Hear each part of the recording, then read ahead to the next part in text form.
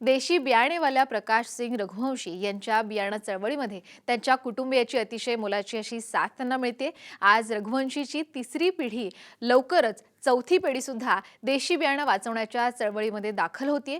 त्यांच्या मुलांशी, पत्नीशी आणि रघुवंशींच्या या कार्याविषयी माहिती घेण्यासाठी आपण जाणार आहोत उत्तर प्रदेशमध्ये आणि त्यांच्याशी थेट संवाद साधलेला आहे आमचे प्रतिनिधी मंगेश चिवटे यांनी।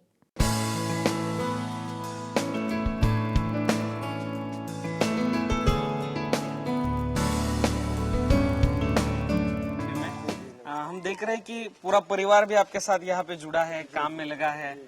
और गेहूं के खास करके जो कुदरत नाम का आपने संशोधन किया है, किस प्रकार से संशोधन किया था, कब इसकी शुरुआत हुई, आपको राष्ट्रपति अवार्ड भी मिले इस विषय के संदर्भ में क्या कुछ आज कहना चाहेंगे? ये हम पिताजी के साथ खेती बाड़ी में अपना काम करते थे। तो पिताजी सिलेक्शन पद्धति से नए नए प्रजातियों को विकसित करते थे। तो कुछ ज्ञान उनसे सीखा, कुछ कृषि वैज्ञानिकों से सीख करके 1995 से हम फसल समूहों में उन्नत किस्म के नए नए नवप्रवर्तित पौधों का सिलेक्शन करना शुरू किए। फिर उनको अलग अलग पद्धति से अलग अलग समय पर लगा करके परीक्षण किए। तो हमको कई तरह के गेहूं में 80 प्रकार की प्रजातियां और धान में 20 प्रकार के, अरहर के 4-5 प्रकार के, सरसों के, इस तरह से हम 100-150 प्रकार के नए नए किस्म के उन्नत किस्म के बीजों को सिलेक्शन किए और उसका हम परीक्षण किए। और आपके गेहूं अनुसंधान निदेशालय करनाल हरियाणा में हमारा बीज गया टेस्टिंग के लिए, और जवाहरलाल नेहरू कृषि विश्वविद्यालय मध्य प्रदेश, चंद्रशेखर कृषि विश्वविद्यालय कानपुर, आचार्य नरेंद्र देव कृषि विश्वविद्यालय फैजाबाद, ऐसे ऐसे कई जगह देश की हर एक यूनिवर्सिटी में, एग्रीकल्चर की हर एक यूनिवर्सिटी में आपके बारे में रिसर्च शुरू है। आज हम बात करेंगे कि महाराष्ट्र में ज्यादातर महाराष्ट्र के जो किसान है, मराठवाड़ा में हो, वेस्टर्न महाराष्ट्र में हो, आपके कुदरत गेहूं की बहुत ज्यादा डिमांड है। पीछे हम देख भी रहे हैं, आप हमें बता सकते हैं किस प्रकार से? अब ये जो है आपके महाराष्ट्र में हम लगभग ये कुदरत 8 एक वैरायटी है। अच्छा, इसकी विशेषता ये है कि बौने किस्म का है, मोटे तने का है, तेज हवा चलने पर पौधा गिरता नहीं, और एक बाल में 70-80 दाने हैं। तो कुल मिला जुला करके 28-30 कुंटल प्रति एकड़ उत्पादन क्षमता है। गेहूं सरबती है। तो इस तरह के बीज हम 100 ग्राम 50 ग्राम निःशुल्क में लाखों किसानों को फ्री में दिए। किसान भी से बीज बना करके लाभ उठा रहे हैं, किसान स्वावलंबी हो रहे हैं। इसी तरह से कुदरत 9 एक प्रजाति है जो अभी रजिस्टर्ड हुआ है। तो इस तरह से हम नए नए किस्म के बीजों को पूरे देश में फैला करके एक नई हरित क्रांति लाने का प्रयास कर रहा हूँ। और बीज ब्रह्म, बीज जीवन का प्राण, बीज समाप्त हो गया तो ब्रह्मांड से जीवन समाप्त हो जाएगा।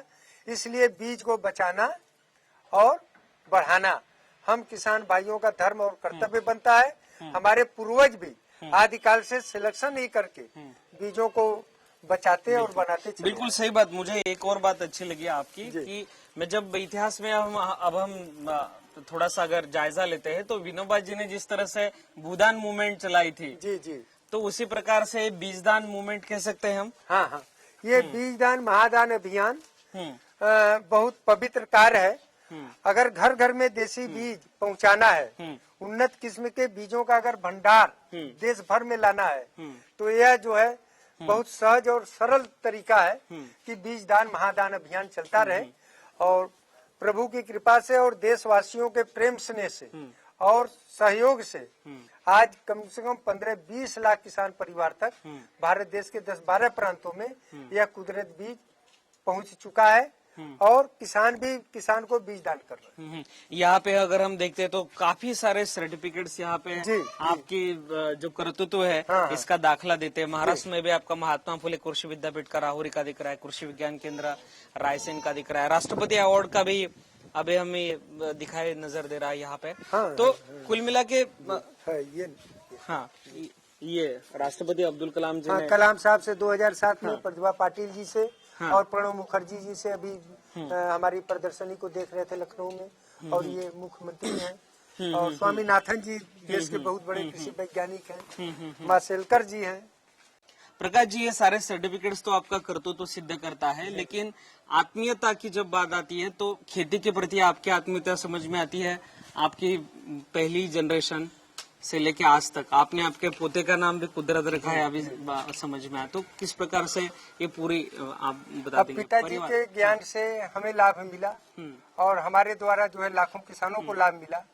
तो ये एक पवित्र कार्य है, देश के लिए बहुतों ने बहुत कुछ किया। तो हम भी अगर सब परिवार मिल करके देश के काम आवे, देश के लिए कुछ करें, तो ये सौभाग्य की बात है।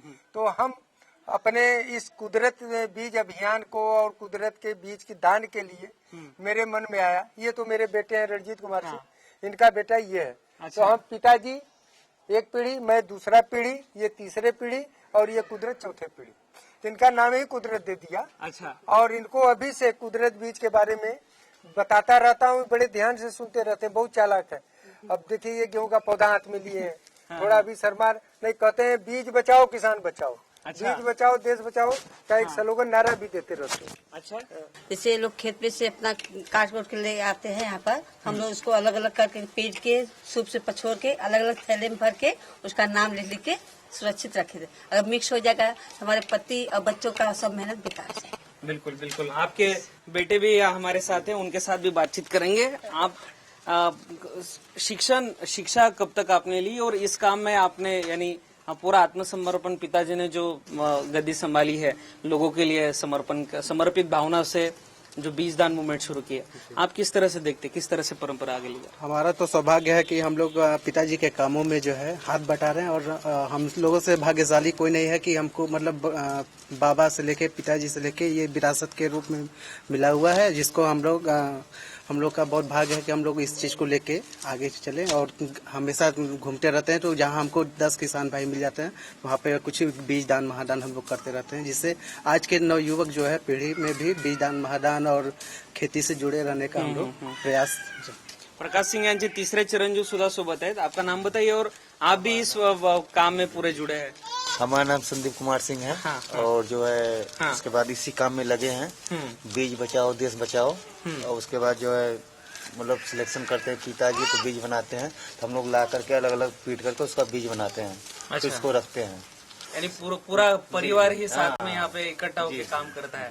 अभी बीज सिलेक्शन के बारे में हम बात कर रहे थे, उस पर आप कुछ कहना चाहते हैं? जी।